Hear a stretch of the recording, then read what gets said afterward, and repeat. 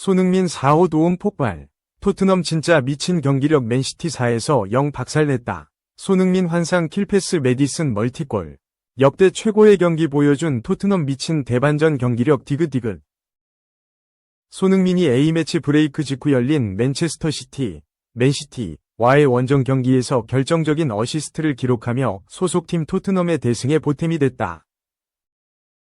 손흥민, 토트넘, 이번 시즌 잉글리시 프리미어리그 4호 도움을 작성하는 맹활약을 펼쳤다.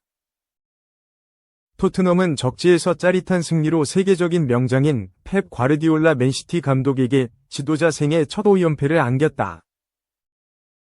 토트넘은 24일 한국 시간 영국 맨체스터의 에티하드 스타디움에서 열린 2024-2025 프리미어리그 12라운드 원정 경기에서 맨시티를 4에서 0으로 대파했다. 맨시티는 2020년대 들어 프리미어리그에서 무적이다. 최근 4차례 시즌에서 프리미어리그를 전부 제패했는데 이는 프리미어리그가 1992년 창설된 뒤 처음 있는 일이다.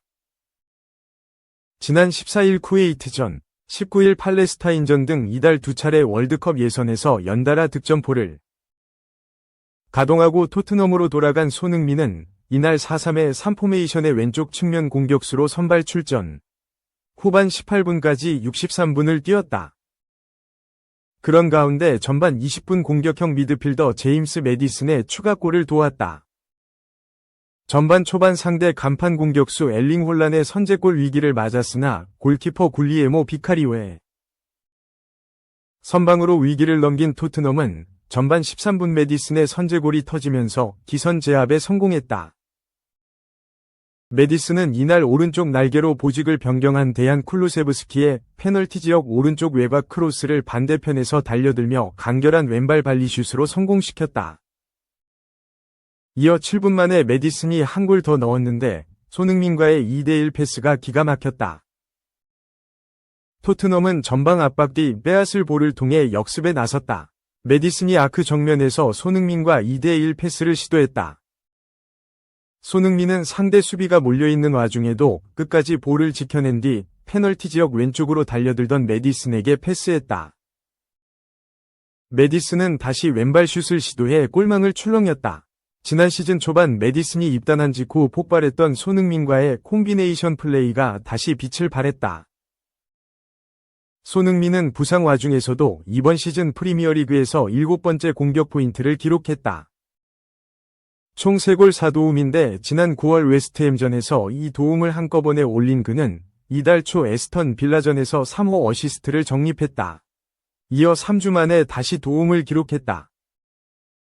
손흥민은 지난 9월 말 유럽축구연맹 우에파 유로파리그 FK 가라바흐 아제르바이잔와의 홈 경기에서도 도움을 하나 올렸다. 손흥민은 이날 어시스트로 지난 2015년 토트넘에 입단한 이후 프리미어리그 도움 66개를 쌓았다. 이는 역대 토트넘 선수 가운데 2위 기록이다. 축구 기록 통계 매체 옵타에 따르면 1992년부터 2004년까지 토트넘에서 활약한 데런 앤더튼이 프리미어리그 어시스트 68개를 기록했다. 손흥민은 프리미어리그 전체로 범위를 넓히면 어시스트 순위 18위가 된다. 손흥민은 프리미어리그 총 득점은 123골로 순위는 19위다. 프리미어리그 통산 득점과 도움에서 모두 20위 안에 들어 리빙 레전드임을 알렸다.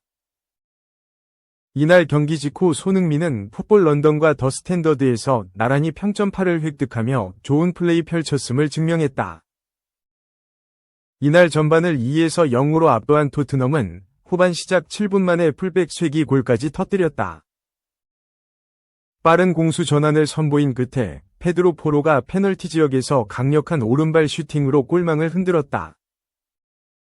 손흥민은 승부의 추가 토트넘 쪽으로 확연하게 기울어진 후반 18분 브레넌 존슨과 교체돼 그라운드를 떠났다. 지난 9에서 10월 6경기 연속골을 폭발하는 등 기량이 급상승 중인 존슨은 이날 후반 추가 시간 티모 베르너의 도움으로 토트넘의 4번째 골을 집어넣었다. 직전 경기였던 강등권 입스위치와의 대결에서 1에서 2로 충격패.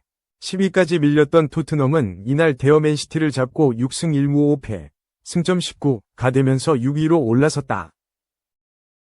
맨시티는 프리미어리그 3연패를 당하면서 승점 23, 2위에서 좀처럼 나아가지 못하고 있다.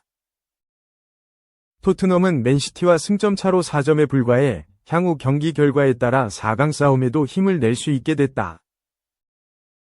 지난 2008년 FC 바르셀로나, 2013년 바이에른 뮌헨 등 세계적인 구단을 거쳐 맨시티에 온 과르디올라는 지도자 인생 16년 만에 처음으로 공식전 5연패를 당했다. 시작이 지난달 31일 리그컵 토트넘 원정 1에서 2패배였고 5연패를 기록한 경기는 토트넘과의 홈 경기가 됐다. 2. 기회 낭비 비참한 밤. 오른쪽 화살표. 최저 평점 3.96. 맨시티. 괴물 공격수 엘링 홀란. 토트넘 앞에 무기력. 혹평. 호셉 과르디올라 감독이 이끄는 맨시티는 24일 이하 한국 시각 영국 맨체스터의 에티하드 스타디움에서 열린 토트넘과의 2024에서 2025 시즌 잉글랜드 프리미어리그 EPL 홈경기에서 0대4로 완패했다. 맨시티는 7승 2무 3패, 승점 23로 2위에 랭크됐다. 맨시티는 시작부터 흔들렸다. 경기 시작 13분 만에 토트넘 제임스 매디슨에게 선제골을 내줬다. 6분 뒤에는 맨시티 킬러 손흥민의 패스를 매디슨이 득점으로 완성했다. 분위기를 탄 토트넘은 후반 7분 페드로 포로, 후반 추가 시간 브레넌 존슨의 연속골이 나왔다. 맨시티는 힘 한번 제대로 쓰지 못하고 고개를 숙였다. 굴욕이다. 이날 패배로 맨시티는 과르디올라 감독 체제에서 처음으로 공식전 5연패를 기록했다. 과르디올라 감독은 지난 2016년 7월 맨시티 사령탑에 올랐다. 그는 맨시티 지휘봉을 잡고 EPL에서 6차례 우승컵을 들어올렸다. 지난 시즌엔 EPL 사상 첫 4연패를 달성했다. 2022-2023 시즌에는 유럽 챔피언스 리그, UCL, EPL, 잉글랜드 축구협회, FA, 컵에서 우승하며 맨시티의 첫 트래블, 3관왕을 이끌었다. 과르디올라 감독은 맨시티 소속으로 리그컵, 국제축구연맹, 피파, 클럽 월드컵 등을 포함해 총 18개의 트로피를 거머쥐었다. 과르디올라 감독은 올 시즌을 끝으로 계약이 종료된다. 그는 맨시티와의 첫 계약에서 3년을 했다. 2018년 5월과 2020년 11월, 2022년 11월 등 3차례 기간을 연장하는 새 계약을 체결했다. 맨시티는 과르디올라 감독과 내년 6월 만료를 앞두고 재계약했다. 하지만 과르디올라 감독은 이날 토트넘에 패하며 불명예 기록을 작성했다. 그는 맨시티뿐 아니라 감독 커리어 사상 처음으로 5연패를 기록했다. 무엇보다 맨시티는 5연패 과정에서 토트넘에만 2패를 당했다. 맨시티는 지난달 31일 영국 런던의 토트넘 호스퍼 스타디움에서 토트넘과 카라바오컵 16강전을 치렀다. 맨시티는 당시 1대2로 패했다. 맨시티는 토트넘을 잡기 위해 괴물 공격수 홀란을 풀타임 활용했다. 하지만 홀란은 기대했던 득점을 기록하지 못했다. 축구 통계 전문 매체 소파스코어에 따르면 홀란은 90분 동안 슈팅 4회, 유효 슈팅 2를 기록하는 데 그쳤다. 평점은 바닥을 쳤다.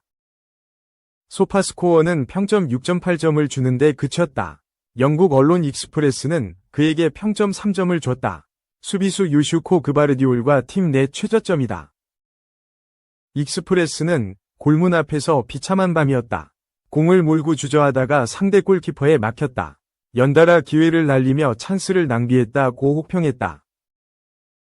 홀란은 2022에서 2023 시즌 EPL 35경기에서 36골을 넣으며 맨시티 합류와 동시에 득점왕을 거머쥐었다. 2023-2024 시즌에도 리그 31경기에서 27골을 기록하며 득점왕을 지켰다. 올 시즌엔 이날 경기 전까지 11경기에서 12골을 넣었다. 3. 김에 밀리고 방출설 다이어. 월클 동료 극찬받았다. 6시에 전화해도 나와서 100% 훈련할 사람. 다이어는 오랫동안 토트넘 호스퍼에서 주전 센터백으로 활약했다. 하지만 잦은 실수와 불안한 수비력으로 많은 비판을 받기도 했다. 지난 시즌을 앞두고 엔제 포스테코글루 감독이 부임하면서 다이어는 완전히 입지를 잃었다. 전반기 내내 벤치를 주로 지키다가 지난 1월 김민재의 아시안컵 차출로 토마스 투엘 감독의 부름을 받아 뮌헨으로 임대를 떠났다. 백업 옵션이 될 거란 예상과 달리 주전으로 낙점됐다. 투엘 감독은 전반기에 김민재를 혹사시킬 정도로 활용하던 데 비해 후반에는 다이어와 마타이스 더 리우트의 조합을 선호했다. 실제로도 다이어는 준수한 경기력을 보였다. 다이어는 유럽 축구연맹, 우에파, 챔피언스리그, UCL, 5경기, 분데스리가 15경기를 출전했고 20경기 동안 16번이 풀타임을 소화했다. 뮌헨 팬들은 다이어에게 레전드, 프란츠 베켄바우어의 이름을 합쳐 베켄다이어라고 부르기도 했다. 올 시즌 개막 후에는 완전히 상황이 달라졌다.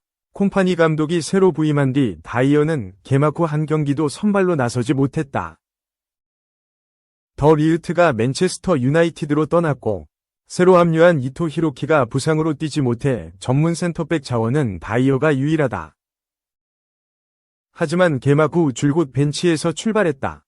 리그에서는 4경기 동안 43분 출전에 그쳤고 선발 출전은 지난 DFB 포칼컵에서 컨디션이 좋지 않았던 우파메카노를 대신해 한 차례 뛴 게 다다.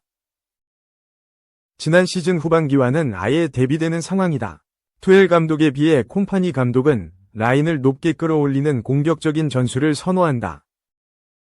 이에 상대가 파고드는 뒷공간을 빠르게 커버할 수 있는 김민재와 우파메카노 조합을 높게 사고 있다.